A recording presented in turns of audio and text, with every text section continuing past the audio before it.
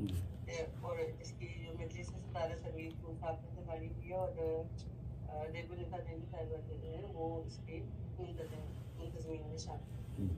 اور میں اس مشاعرے کے آغاز کے لیے جناب تنویر پور صاحب کو دعوت دیتی ہوں کہ وہ تلاوت قرآن پاک فرما کے تلاوت قرآن پاک کریں تاکہ مشاعرے کا باقاعدہ کیا جا سکے۔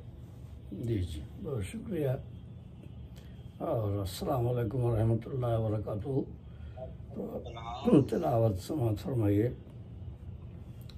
اعوذ باللہ السمیع العلیم من الشیطان الرجیم، بسم اللہ الرحمن الرحیم۔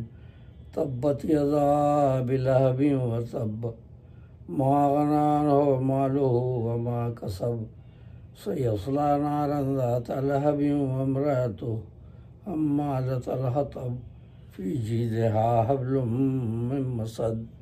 صدق اللہ العلی العظیم۔ تو یہ آپ نے سورہ لہب کی تلاوت سماعت فرمائی۔ اس کی منظوم تفہیم پیش کرتا ہوں۔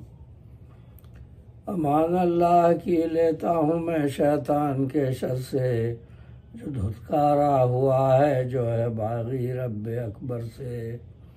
وہ رب ہے سننے والا اور وہی ہے جاننے والا، وہی ہے حامل عظمت، وہی تو سب سے ہے اعلیٰ۔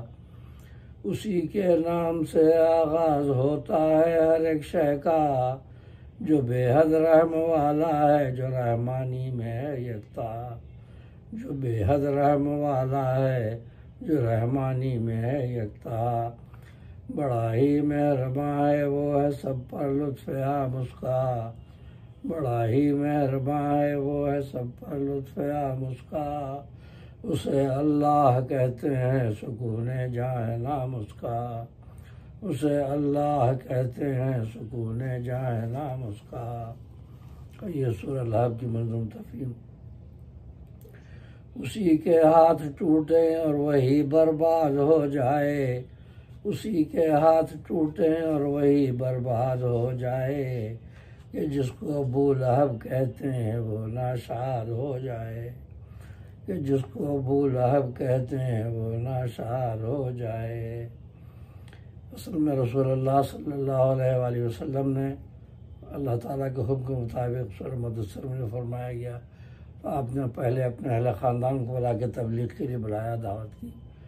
سب آئے وہاں آپ نے جب یہ وحی الہی کا ذکر کیا اور تبلیغ قرآن کی آیات آپ نے تلاوت فرمائی، تو ابو لہب غصے میں آ گیا، جو ان کا چچا تھا۔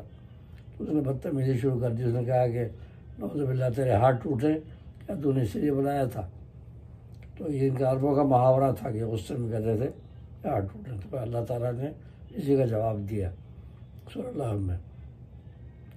اسی کے ہاتھ ٹوٹے اور وہی برباد ہو جائے، کہ جس کو ابو لہب کہتے ہیں وہ ناشاد ہو جائے۔ جو دشمن ہے نبی کا اس کی قسمت میں تباہی ہے، جو دشمن ہے نبی کا اس کی قسمت میں تباہی ہے۔ ستائے جو محمد کو تو اس کی روح سے آئی ہے، صلی اللہ علیہ وسلم۔ ستائے جو محمد کو تو اس کی روح سے آئی ہے۔ نہ اس کا مال کام آیا نہ مال اس کے کام آئے، نہ اس کا مال کام آیا نہ مال اس کے کام آئے۔ یہ ہے حکم خدا وہ بھڑکتی آگ میں جائے، نہ اس کا مال کام آیا نہ مال اس کے کام آئے۔ یہ ہے حکم خدا وہ بھڑکتی آگ میں جائے۔ یقیناً ابو لہب کے ساتھ بیوی اس کی جائے گی، یقیناً ابو لہب کے ساتھ بیوی اس کی جائے گی۔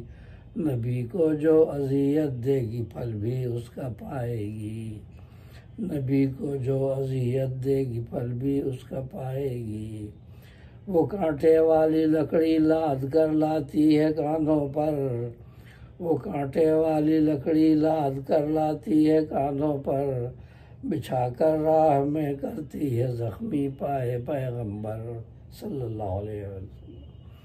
وہ کانٹے والی لکڑی لاد کر لاتی ہے کاندھوں پر، بچھا کر راہ میں کرتی ہے زخمی پائے پیغمبر صلی اللہ علیہ وسلم۔ بٹی ہوگی جو ایک رسی پھنسے گی اس کی گردن میں، بٹی ہوگی جو ایک رسی پھنسے گی اس کی گردن میں۔ یہ بھی پیش گوئی ہے، جس لکڑی باندھ کے رسی سے باندھ کے وہ کانٹے دار لکڑیاں لاتی تھی کانٹے والی، تو وہی رسی گردن میں پھنس گئی اور دم اڑ گیا اس کا۔ یہ پیش گوئی پہلے سورہ نازل ہوئی، بعد میں یہ واقعہ ہوا اس کے بعد۔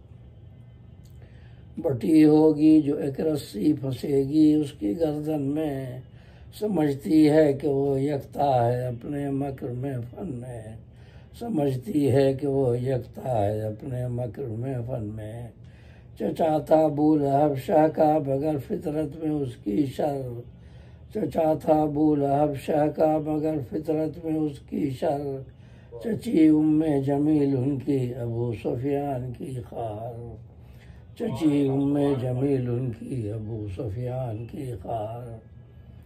چچا تھا ابو لہب شاہ کا مگر فطرت میں اس کی شر، چچی ام جمیل ان کی ابو سفیان کی خار۔ جو تقویٰ میں ہے اعلیٰ وہ معزز ہے اسے مانو، ان اکرمکم عند اللہ اتقاکم۔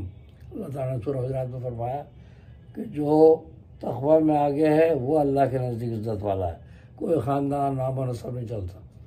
ابو لہب جو تھا بنو ہاشم کا تھا، بیوی جو تھی بنو امیہ کی تھی ام جمیل ابو سفیان کی بہن، اور یہ بنو ہاشم کا تھا، سب کچھ تھا، لیکن اعمال اس کے خراب تھے، اس لیے اللہ تعالیٰ نے اس کی مذمت پوری سورہ نازل کی۔ تو چچا تھا ابو لہب شاہ کا مگر فطرت میں اس کی شر، چچی ام جمیل ان کی ابو سفیان کی خار۔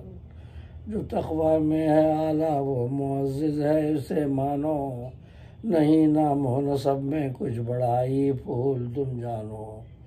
جو تقویٰ میں ہے اعلیٰ وہ معزز ہے اسے مانو، نہیں نام و نسب میں کچھ بڑائی پھول تم جانو۔ صدق اللہ العلی العظیم۔ ان اکرمکم عند اللہ اتقاکم۔ بہت بہت شکریہ۔